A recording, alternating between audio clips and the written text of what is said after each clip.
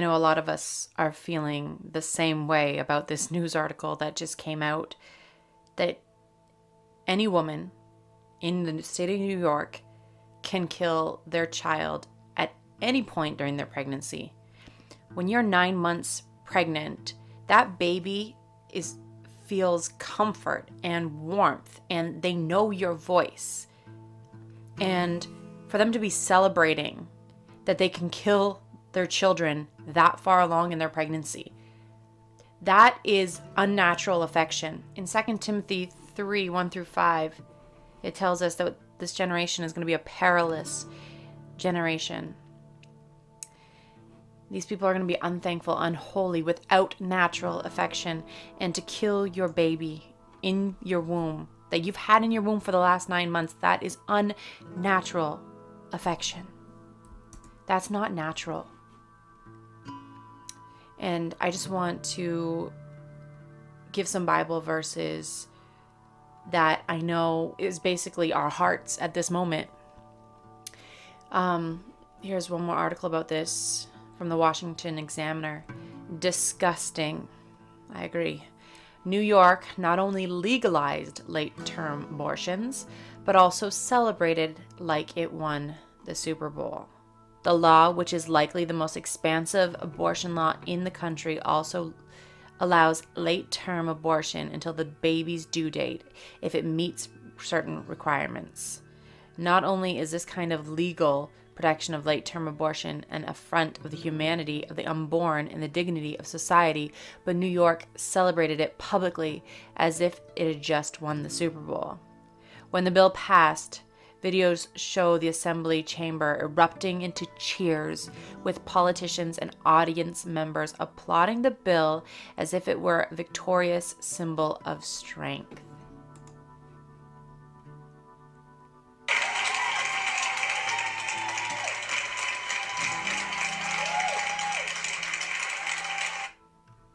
Wow.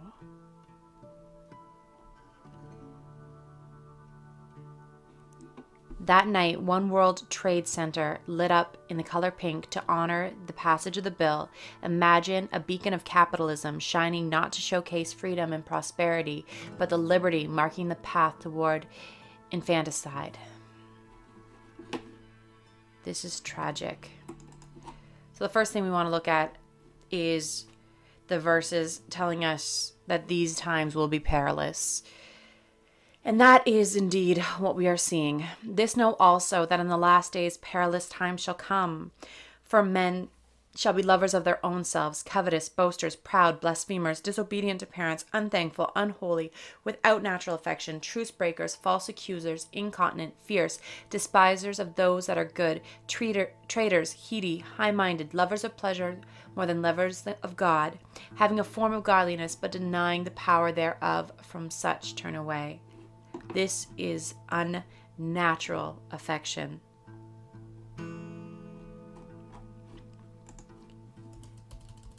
And for them to cheer the death of these beautiful babies who cannot protect themselves, their only protection in this world is their mothers. Their mother is there to protect them. That we're nurturers. We're meant to be nurturers.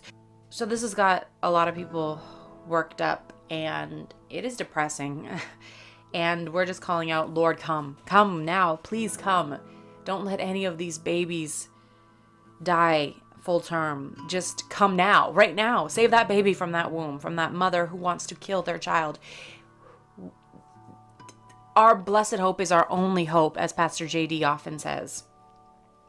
So Romans 8:22 through 25 tells us, for we know that the whole creation groaneth and travaileth in pain together until now. And not only the creation, not only the world is groaning, but ourselves also, which have the first fruits of the spirits. So that's speaking of us. That's a Christian.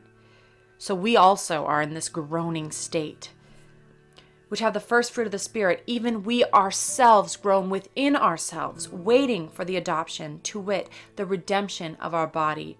For we are saved by hope, but hope that is seen is not hope. For what a man seeth, why doth he yet hope for? But if we hope for what that we see not, then do we with patience wait for it. And so we are waiting on our blessed hope, which right now feels like our only hope. And the more I focus on these news headlines, these perilous, perilous news headlines, the more I'm groaning inwardly as I'm waiting for our blessed hope. But it just marks, it's just like a marker in time. It is showing us just how close we are, because someone, I can't remember off the top of my head right now, has explained that God's wrath is like a cup, and it is filling and filling and filling and filling, and eventually it's going to pour over. He can only take so much. His patience can only take so much.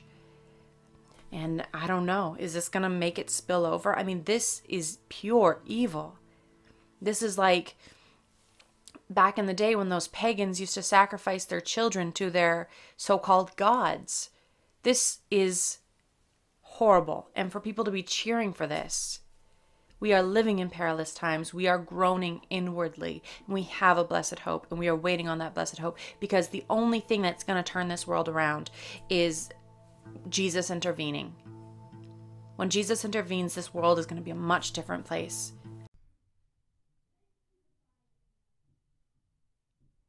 Has life been discovered on Saturn's moon?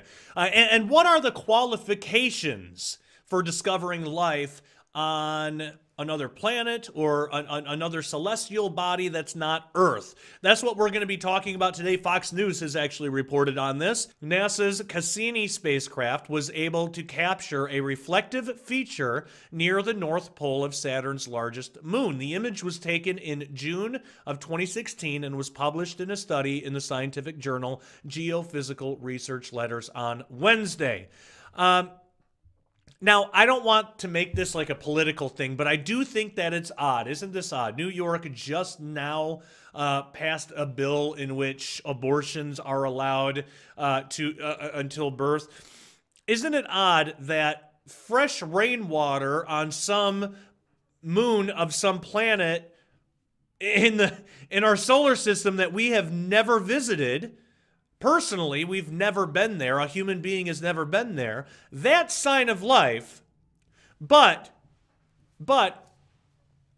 an unborn child, an unborn human being, is not considered life in a woman's womb. It's sickening, it's evil, and that is a whole other video that we'll have to do sometime. There are a lot of things. You could even take that to our own planet.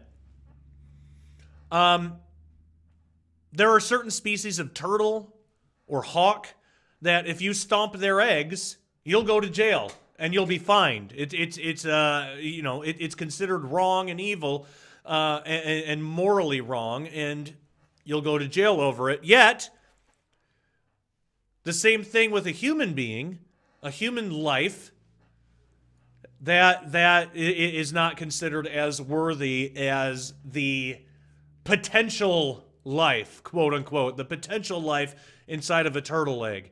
Let's get back to Saturn's moon. I just find that an ironic point. I don't know about you. You can leave me a comment and let me know if I'm just way off base here, but I find that an ironic point, that just seeing some liquid fall from the sky on a moon from another planet that we've never visited, that the headline is that could be home to life, yet a mother's womb where there is obviously a child growing in there is not home to human life. It's just, it sickens me, and I'm tired of it. But we as human beings we so want there to be life out there in the cosmos, and understandably so. Many human beings